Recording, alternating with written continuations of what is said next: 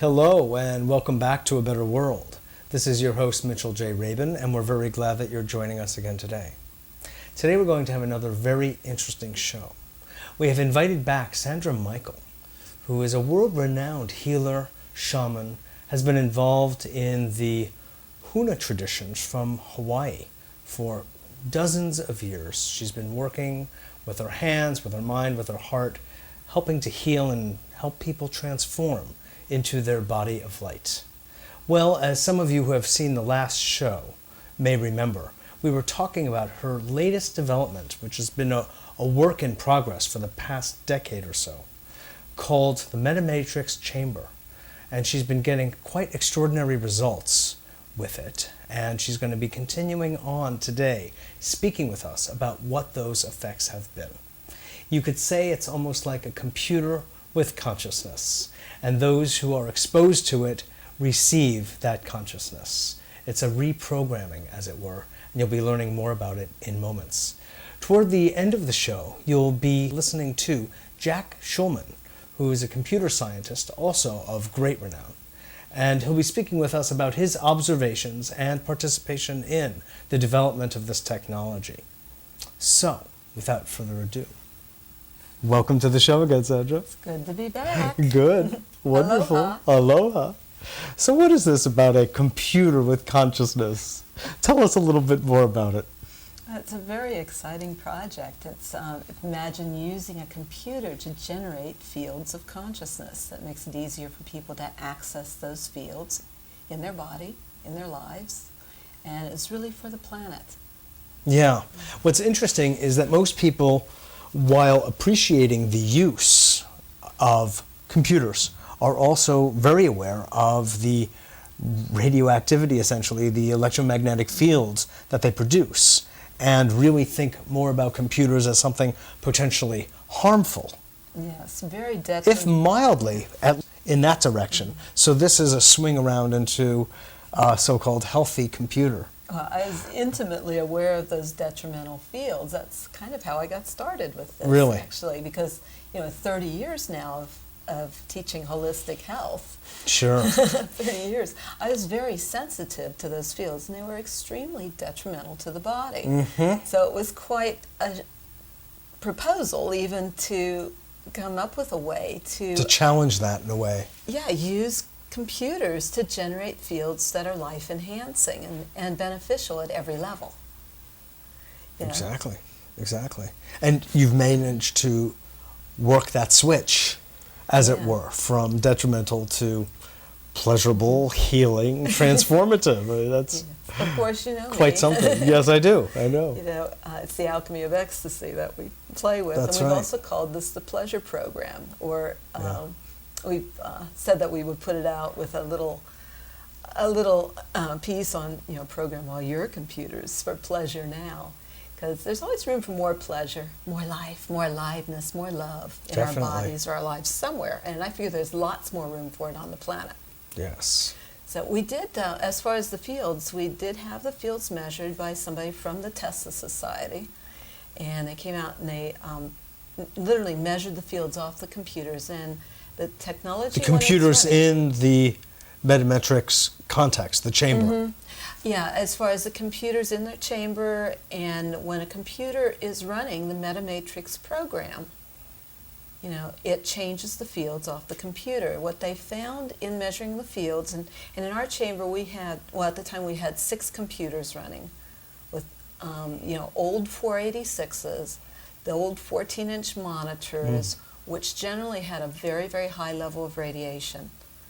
Wow. The old clunkers that were really detrimental fields. So, and we have lasers and crystals in there, all kinds of technology. People should know so they can maybe visualize what this looks like. It's a chamber, folks, that has, as Sandra is saying, a series of computers and computer monitors facing the middle in a certain configuration.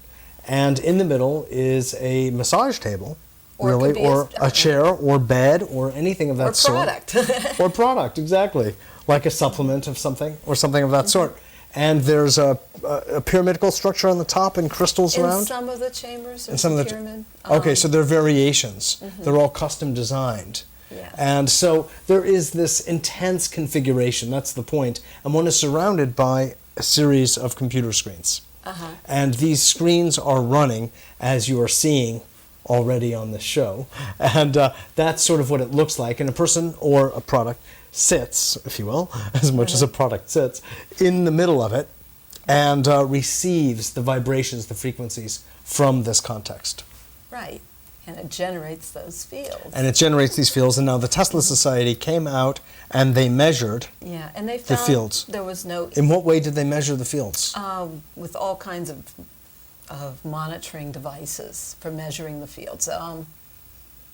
You know, I don't even remember the names of them. Tesla-style measuring? Well, I mean, you know, a lot of them are fairly standard. They found that there was no EMF, no ELF, the extra low frequency. There was zero radiation produced in the chamber.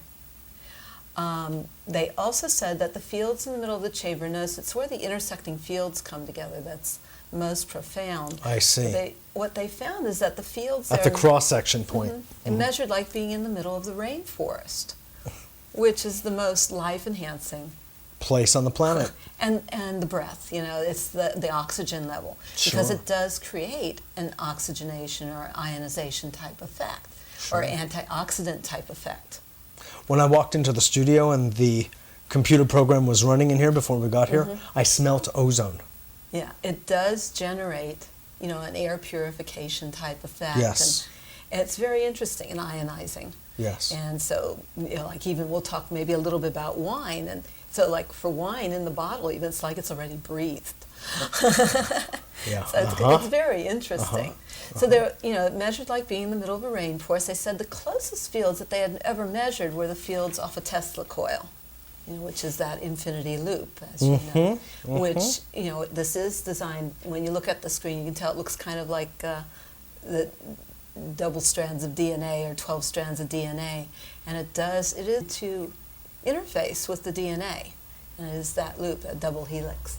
Well, what happens when you have a visual of the 12 strands of DNA with the DNA itself? And do you have any sense of what actually occurs? You know, like I said, our research is all very preliminary. However, we have had some very, very pronounced, you know, scientific, you know, major scientists looking at it and going, there is definite effect on the DNA. And so we've got some people looking at the different ways to quantify that or measure it. So the other thing that they found that was really interesting in the chambers, they found that there was no 60-cycle field in the chamber, which again is a detrimental field to the body. Which is our general electrical field that we live in. Anything plugged in, Anything plugged in. you know, is a 60-cycle field. So that was like really, you know. So then the implication of that is that having a star chamber, let's say, in any building or house or any place where people are, the electrical fields would be neutralized. And it creates a very life-enhancing field, which when the cells in the body have the energy that they've always wanted to be able to function perfectly, they will. Or to be able to create greater health, greater aliveness, regeneration. Because again, we talked about, you know, scalar waves are what allows the cells to regenerate. Sure. So there are implications then for longevity, health into our hundreds, and things of that sort, really. As well, of course, I understand that it enhances meditation. I mean, if you're being faced by a series of computers and you're meditating, you want to tell us a story or two about that? Yeah, because it is an amazing meditation chamber. Do you have any knowledge of it creating alpha or theta waves? We have done some work with the brain mapping, you know, some of the top brain mappers, and they did validate that the brain went into perfect synchronization. And symmetrical coherence. Yeah, the toe balance between the left and right brain hemispheres.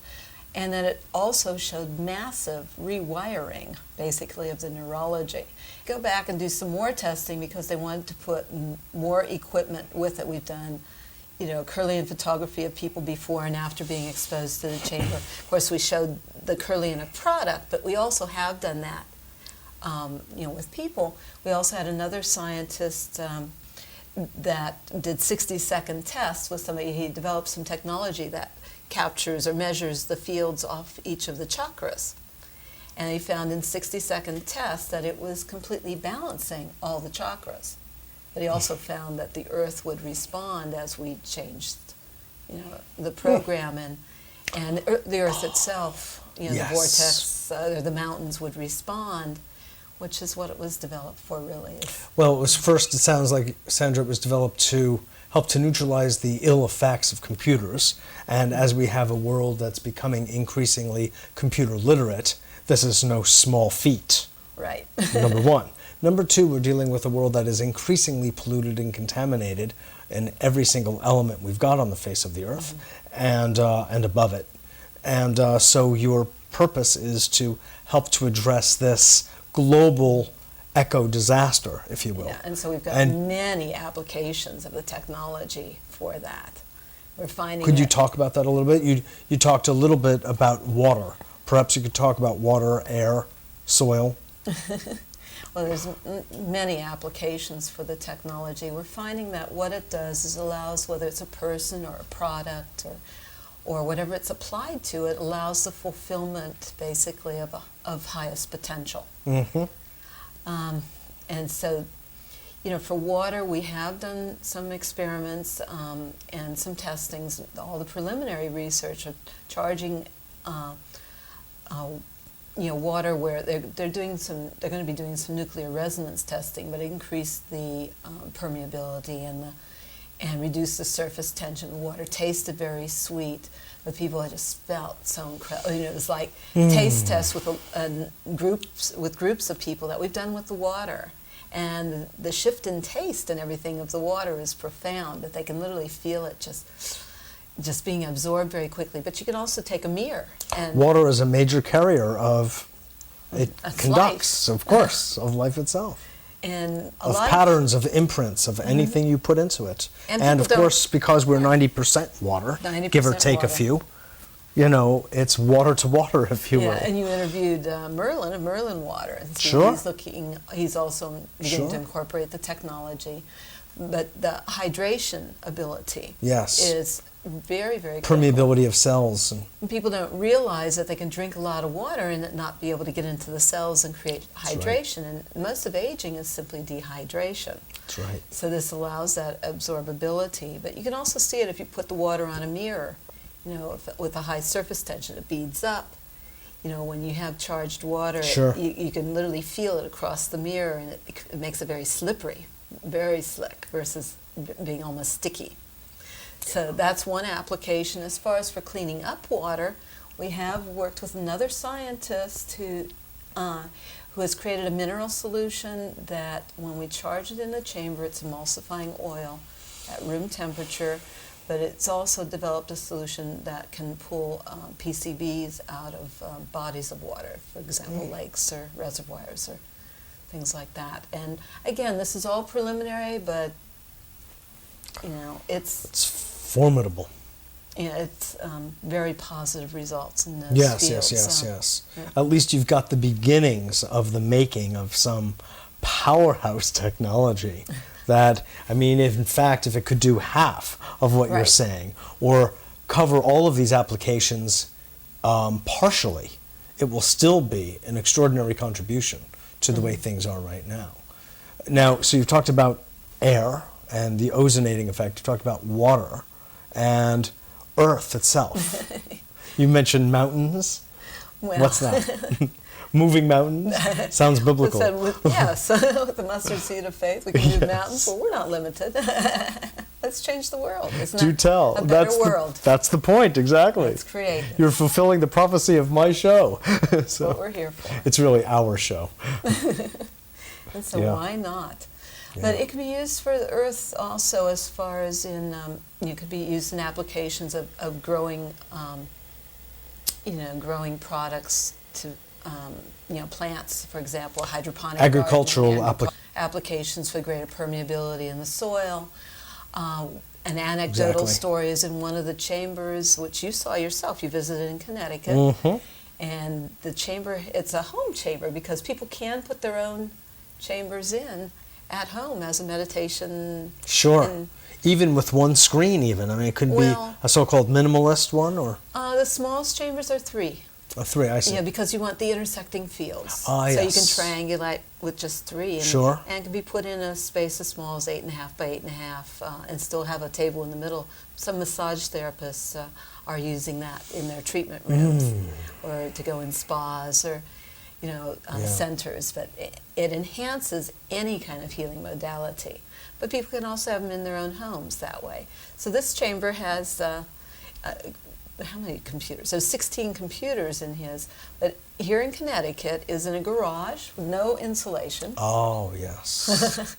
No light because it's a garage. Slightly cool. And we put that chamber in end of November. And this is a tropical plant. There is a tropical plant living in that garage. And they said at one point it actually had 21 new leaves in one day. And this plant was going like crazy. And it was cold. Can you imagine if that they were mangoes? It was just really cold in there. Oh yeah, it was cold. And no light other That's than right. what's generated with the light off the computer screens. That's right. It's like the rainforest. It really is. Yeah, so that is a phenomenon. It's incredible. So, it's incredible. So you are really looking for the contexts in which you can have this technology tested, both medically, right, for the body, as well as planetarily, that is, ecologically. right. Yeah. Yeah, because the effects of charging products, for example, with one company, we did 25, a case of product, 25 products that they took out to 25 people, and all 25 of them said there was a profound difference. So of course the company went forward with charging their products. This is the company, this is the product here, Jay's Nose Drops. Oh yes. 25 of the 25 said that they burned less. Which had been these a nose product. drops, which are, there's a very delicate membrane. An herbal nose drop, which people have had really great results with. You can see it was a great product to start with. Yes. It did this. What they found after it was charged... Before and after. Everybody said it burned less. They enjoyed it more. They used it more. But also they found there were 2 stories that they told us fairly soon after that, where one woman had been seeing a doctor. They introduced this product in Texas, in an area of the highest allergy rates. And it clears allergies and sinus problems. And one woman had not been able to breathe in quite a few years and had tried everything. The doctor said there was nothing else they could do. And since using the charged product, she could now breathe. And another woman had been going to her doctor, and they told her her immune system was completely suppressed, was completely shut down. She began using the nose drops, and she went back to the doctor, and the doctor confirmed that her immune system was all working well again. Yeah, so profound results with different products. Right. Now, just in our last minute or so, Sandra, if you would just speak about this idea that is in development. You've got a few of both using photographs as well as developing kind of a necklace where it would be a micro chamber, if you will, that would at least have the energetics of the chamber. Could you just talk about that so people have some idea? And it's an antenna device that could be worn like a small medallion that could link people to the chambers. So it'd be like they're in a chamber all the time, because in that space it'd be like they're not affected by, not at effect of any negative fields or anything like that from around them, but also which is exactly what we want, and maintaining as there their are own, so many. Yeah. Yeah. And strengthening, reinforcing, maintaining their own integrity, keeping their own strength level so that they can do everything that they're really here for. So that's one piece. It is in process right now. We're also looking at, similar to what Stephen Lewis with the AIM program has done, but working with the photos. We've gotten preliminary results with a testing base so far, where people can send in their photos and have their photos in the chambers for an easy access to be able to create great themselves through that. And then that in conjunction and in combination with using charged products it creates the interface of the fields through the body. And a very, healthy very well. lifestyle altogether. Of course. Which, no matter what, is, despite technology, we can't, Well, true make the same empowerment. mistakes of Atlantis. True empowerment means simply making better choices. That's right. And this does That's right. empower people to make those shifts innately, Exactly. easily, effortlessly from within themselves. That's right. To have greater consciousness, greater awareness, greater connectivity. That's right. Yeah. And I'm real It's excited beautiful. too. I wanted to mention real quick, we're doing trainings again in Hawaii, in Hinakani. And we're basing those out of a wonderful spa. It's in a world-class, it's a world-class spa at one of the top hotels in the world. It's the Orchid at Maunalani. It used to be a Ritz-Carlton on the Big Island. And we're doing trainings. I'll be back there in December doing a training for all the practitioners out of that spa. But people will be able to go there from all over the world and receive the Well, this is Hinakani. ongoing. And I'll be doing Yeah. more and more trainings. I'll be doing Sure. probably at least 2 or 3 a year. But they'll have people trained by me there, and they're looking at putting a chamber in as part of the spa this next year as well. That's fabulous. That's a real attraction. But Well, so thank you wonderful. so much for coming on again and sharing your wisdom with us and your innovative inventions. It's really Thanks. great. You're making a beautiful contribution. Thanks for having me on. Pleasure. And now you get to talk to Jack. Exactly. Jack is the head of the American Computer Science Foundation with a membership of some 92,000 members. And he's been deeply involved in computer science industry for over 30 years. It's quite extraordinary what he has accomplished, and that he is expressing such interest, this degree of interest in this technology is really quite formidable. This is why we've asked Josh to come back to speak with us about what he, from his scientific point of view, has observed about this technology and what he can share with us so we can understand it better ourselves. Thanks, Jack. Thanks for having me back. Absolutely, absolutely. So, from where you sit, what is it that you see? Well, as I had said to you privately before, I was originally very skeptical about claims or representations made about computers that could bridge interdimensional doorways or open transdimensional conduits. Or even be healing Or in even be nature instead of healing, detrimental. or make wine taste better, or all the things that I have discovered that the Metamatrix chamber is capable of. Shift the Shift structure the of taste water. wine. It shifts the structure of water. In fact, it's interesting you should mention, we did some tests on water where we did some hydrolysis analysis of water that had been processed by the Metamatrix chamber. And when we looked at the structure of the water, we found that its permeability and its surface tension had changed. It had reduced surface tension and increased permeability, with the presumption being that, of course, any food that contained water that would be processed, and virtually all food contains water, Sure. processed by the chamber would, All real in food. essence, be right, the real live food anyway, would be treated by the body as more absorbable and would probably taste better to the tongue. Assimilable. Assimilable. When we processed the hydrolysis test, we discovered something interesting was happening to the hydrogen atoms in the water. The energy covalent level of each hydrogen atom had been increased when measured on our spectrographs. We found that, in fact, the hydrogen was exhibiting some of the characteristics of heavy hydrogen, which is interesting. And I'm not suggesting, of course, that the NutriChamber is making a radioactive hydrogen out of it, but it had many of the characteristics of a highly energized hydrogen. The implications being hydrogen, you know, is the most abundant atomic structure in the universe, and also is the basis of all other atomic structure because it's a very simplified atomic structure. Well, what's also interesting is that hydrogen is becoming more and more used and applied as a fuel. There was a fuel to As a fuel. and it's also used in certain other processes in the manufacturing of vitamins, for instance. And water, of course, is also crucial to all forms of life. Of course. And so I wondered for a while whether it was just that alone. So I began to study. I brought a Metamatrix chamber technology into my home, which, of course, for someone like me who's a natural-born skeptic, was a little bit of a risk. I brought it into my home, and I found that, among other things, that I was getting reports from Sandra and her associates at Global Tech that the chamber had the ability to open up interdimensional doorways. Now, of course, you don't walk down the street every day or even go to the library and find out anything about interdimensional doorways much, you know.